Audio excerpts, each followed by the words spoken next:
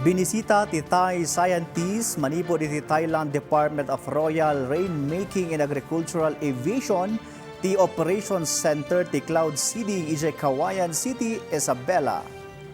Naisaing ka ti exchange program nga daan tema nga strengthening technical partnerships through knowledge exchange and innovations a pinasutan dagiti masaknan nga ahensya. Ti exchange visit ket may sa awagas tapno maamuan ti tunggal maysa no kasano ang may patungpal ti cloud seeding. Naibinglay pay dagiti best practice baro nga inobasyon kan teknolohiya a maaramat iti aktibidad. Kabayatan na dumanunen iti 177.25 above sea level ti level ti danom iti Magat Dam. Nanayunan daytoy manipod iti 159.85 meter above sea level. Resulta rito ay tinaipatungpal a cloud seeding idinapalpalabas a lawas.